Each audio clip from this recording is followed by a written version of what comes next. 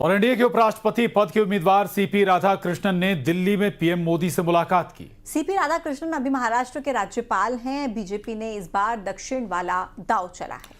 उपराष्ट्रपति चुनाव को लेकर विपक्ष की बैठक हुई, जिसमें खड़गे समेत विपक्ष के बड़े नेता मौजूद रहे। विपक्ष से गैर कांग्रेसी भी उम्मीदवार हो सकता है, इसको लेकर सहयोगी दल से सुझाव मांगा गया। रिपोर्ट देखिए कि हमारे उपराष्ट्रपति के प्रत्याशी के रूप में चंद्रपुरम पुन्नास्वामी राधाकृष्णन जी, उनको हम एनडीए का प्रत्याशी बनाएंगे। इस ऐलान के साथ ही उपराष्ट्रपति चुनाव के लिए एनडीए ने अपना दांव खेल दिया और इसी ऐलान के साथ शुरू हो गई नए सियासी दंगल की हलचल। उपराष्ट्रपति के लिए उम्मीदवार घोषित होते ही सीपी राधाकृष्णन दिल्ली पहुंचे। दिल्ली एयरपोर्ट पर सीपी राधाकृष्णन का गर्मजोशी के साथ स्वागत किया गया। बीजेपी के वरिष्ठ नेताओं और दिल्ली की सीएम रेखा गुप्ता ने उनका स्वागत किया। किरेन रिजिजू, भूपेंद्र यादव समेत कई वरिष्ठ नेता उनके स्वागत में पहुंचे। इसके बाद सीपी राधाकृष्णन ने पीएम मोदी से मुलाकात की। पीएम मोदी ने उपराष्ट्रपति पद के उम्मीदवार बनने पर उन्हें शुभकामनाएं दी। सीपी राधाकृष्णन को उम्मीदवार बनाकर एनडीए ने एक तीर से कई निशाना साधने की कोशिश की है। पहला, दक्षिण भारत में अपनी पकड़ मजबूत करना। दूसरा, ओबीसी कार्ड चलकर जातीय समीकरण साधना।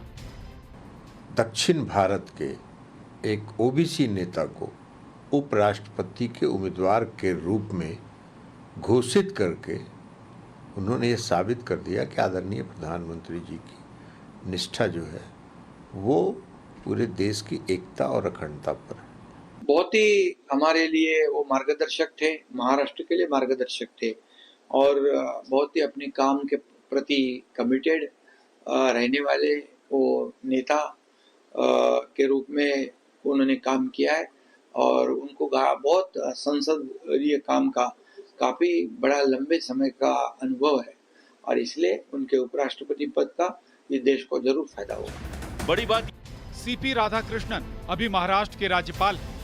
बड़ी बात यह है कि एनडीए के उम्मीदवार को लेकर इंडिया गठबंधन से भी सकारात्मक संकेत मिल रहे हैं कि महाराष्ट्र में जो गड़बड़ हो रही थी या होने वाली थी उसको रुकाने के लिए या कंट्रोल लाने के लिए उनको यहाँ पे भेजा था, ऐसे हम कह सकते हैं।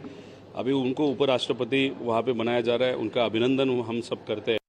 निर्णय सामुदायिक होगा, लड़ना है तो लड़ेंगे और कुछ निर्णय करना है तो सभी को साथ लेकर उस निर्णय के बारे में हम सोचेंगे। उपराष्ट्रपति चुनाव के लिए सरकार और विपक्ष दोनों ने अपनी तैयारी शुरू कर दी है। एक तरफ जहां रक्षा मंत्री राजनाथ सिंह ने विपक्षी दलों से बातचीत शुरू कर सीपी राधाकृष्णन के लिए समर्थन की कवायद तेज कर दी है, वहीं विपक्ष की भी एक बैठक जिसमें खड़गे समेत विपक्ष के बड़े नेता मौजूद रहे। विपक्ष से गैर कांग्रेसी भी उम्मीदवार हो सकता है, इसे लेकर सहयोगी दल से सुझाव मांगा गया है। सीपी राधाकृष्णन आरएसएस से जुड़े हुए हैं, उनकी विवाद मुक्त छवि उन्हें मजबूत उम्मीदवार बनाती है। हालांकि ऐलान के साथ ही विपक्ष ने बीजेपी को पूर्व उपराष्ट्रपति जगदीप धनखड़ के बहाने सवालों के घेरे में लेना भी शुरू कर दिया है। लेकिन हम एक बात नहीं समझ पा रहे हैं कि आदरणीय जगदीप धनखड़ जी कहाँ हैं। नियम ये रहा है कि अगर कोई उपराष्ट्रपति नए उपराष्ट्रपति को बनाता है तो वो पुराने उपराष्ट्रपति अपने हाथों से कार्यभार सौंपते हैं, उसको बधाई देते हैं।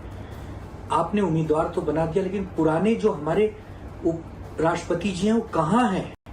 या आगाह करूं, अगर आप मोदी जी के लाइन पे नहीं चलोगे तो क्या हो सकता है, इसका सबसे बड़ा उदाहरण है धनखड़ साहब। कहां है धनखड़ साहब? बीजेपी को घेरने की कोशिश तो हो रही है, लेकिन सीपी राधाकृष्णन की सबको साथ लेकर चलने वाली छवि उन्हें ऐसा उम्मीदवार बनाती है जिन पर विपक्ष भी सवाल नहीं उठा पा रहा है। इंतजार विपक्ष के कदम का है। Bureau report, news 18।